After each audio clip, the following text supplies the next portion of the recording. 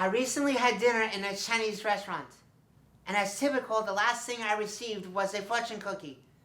Having been a regular at Chinese restaurants, I was used to standard comments such as, "You will receive a great fortune soon," or "You will go on a long trip," etc., etc. In this particular case, the fortune read, "Leadership is about action, not position." Think about it. Leadership is about action, not position. I thought this was pretty wise for a cookie. So instead of throwing the fortune away, I kept it. My name is Michael Heup, and I am a Special Olympics Maryland athlete. As an athlete leader, I've had many leadership opportunities, and I thought back to my experiences and questioned whether my response to these assignments was action, rather than feeling good about my position.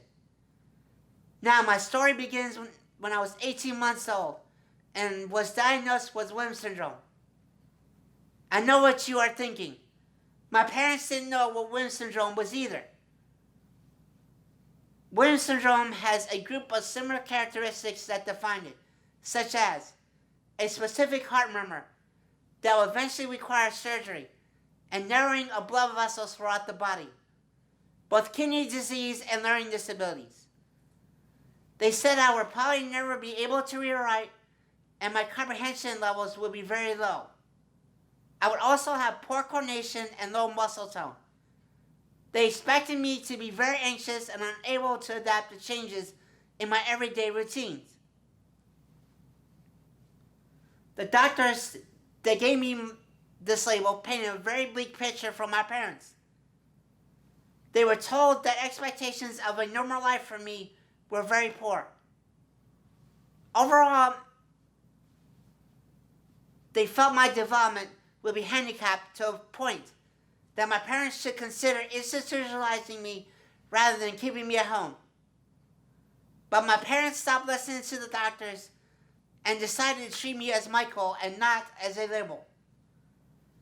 To overcome adversity, labels, and low expectations of others, you have to be a person of action. Obviously, I've learned to read and write, and my comprehension is very good because I worked very hard in school. Labels are sticky and often hard to remove. Labels allow others to put you in the box, so the world is neat and tidy.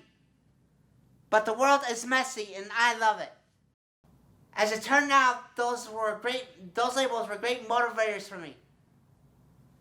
I did graduate with the diploma I deserve, and not the participation certificate they recommended. 2 years after graduating from high school, I became involved in Special Olympics Maryland, which is when my opportunities for action began to appear. I was invited to volunteer at their track practice, and 1 week later I was a member of their track team. Over the years, I participated in 12 different sports and have done my best to excel in each of them. I also became involved in the athlete leadership program of Special Olympics Maryland, which eventually led to my favorite opportunity of all, serving as the Maryland's LATR Athlete Ambassador for 3 years. Being an athlete leader has involved many things, including giving speeches to a variety of organizations, from volunteer groups to the Baltimore Ravens, to a national meeting of Sam's Club stores in Dallas, Texas, in front of a few thousand Sam's employees and managers, and even the White House with President Trump. My doctors would have never imagined this as my future. After becoming Maryland's LATR ambassador, I bought my own treadmill and worked out, so I can be my best for torch runs. This led to another way LATR and Special Olympics changed my life in a big way. Remember at the beginning of the speech, I shared that one symptom of Williams syndrome was a specific heart murmur. After getting more exercise and participating in Special Olympics, my heart murmur disappeared. Since its beginning, 51 years ago, in the backyard of Eunice Kennedy Shriver's home, Special Olympics has improved the lives of millions of people with disabilities all over the world, with a message of sports and inclusion. For example, Over the years, I have seen my buddy Dan participate in track and snowshoe, even though he is blind. Or my friend Susanna, who has autism and runs track or plays tennis. Or several of my friends that have emotional disorders and learn to keep their emotions under control, even in the middle of a competitive sport, such as basketball or soccer. I have seen that there is room and special Olympics for everyone that wants to compete.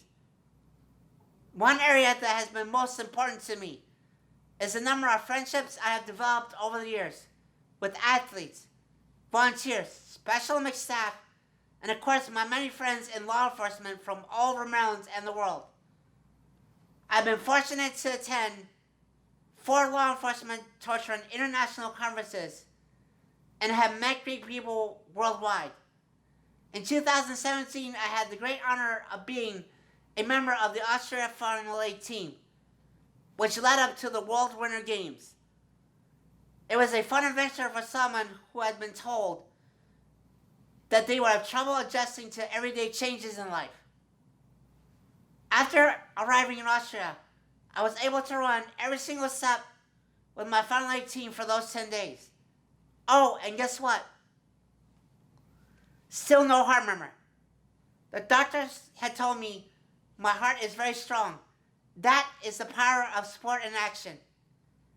Leadership is about action, not position. All members of law enforcement are action-oriented. That is why I respect you so much. That is why I really identify with my LHR friends. And I hope that is why you identify with me. Thank you very much.